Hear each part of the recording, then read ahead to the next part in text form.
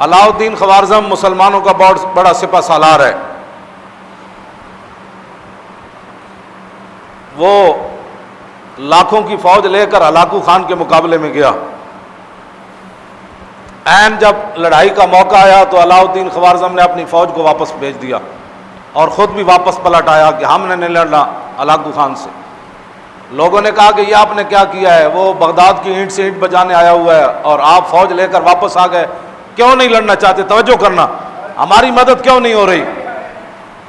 علاء الدین خوارزم کہنے لگا کہ میں ہلاکو خان کی فوج کا مقابلہ نہیں کر سکتا. اس نے کہا کیوں؟ اس نے کہا جو میں نے سنا نا اور جو میں نے دیکھا تم نے نہیں دیکھا. انہوں نے کہا تو نے کیا دیکھا؟ اس نے کہا کہ ہلاکو خان کی فوج کے سروں کے اوپر اولیاء کی روحیں اور فرشتے سایہ کر کر یہ لفظ کہہ رہے ہیں ہلاکو خان کی فوج کو کہ ایھا الکفرۃ اقتلوا الفجر, اور بدکار کافرو ان بدبخت مسلمانوں کو خوب مارو. نے کہا جب اللہ کی مدد ہی ہمارے ساتھ نہیں ہے, فرشتے بھی اللہ کے یہی کہہ رہے ہیں ان بدبختوں کو مارو. یہ کلمہ حضور کا پڑھتے ہیں, آئیڈیل غیروں کو سمجھتے ہیں.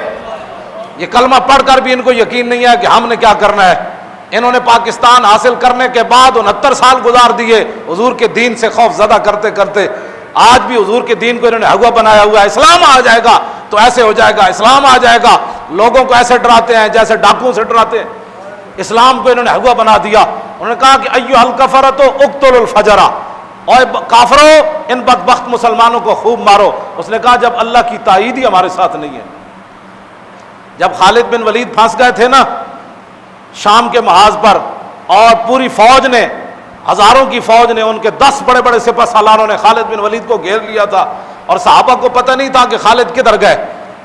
خالد بن ولید تنے تنہا ان کے تعاقب میں نکل کھڑے. انہوں نے پہچان لیا. ان کا سپہ سالار کہنے لگے یہی وہ بندہ ہے جس نے پورے دنیا کے اندر اپنی طاقت کی دھاک بٹھائی ہے. آج اس کو مارو تو ہر چیز واپس لے لو گے تم. اس سپہ سالار کو مارو. خالد بن ولید فرمانے لگے مجھے موت سامنے اس دن نظر آ گئی.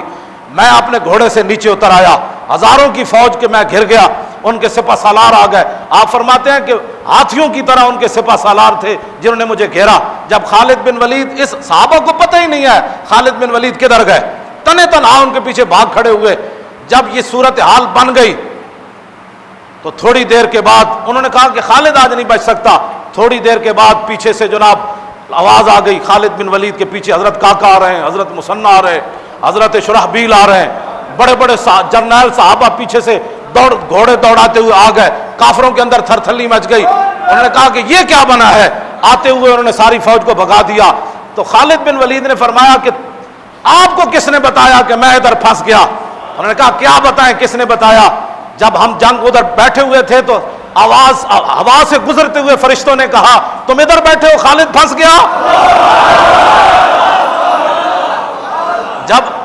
جب اللہ کی تائید ہو تو پھر ہوا میں فرشتے بھی جرنیلوں کو آ کر کہہ دیتے ہیں کہ تم یہاں بیٹھے ہو, خالد ادھر لڑ رہا ہے.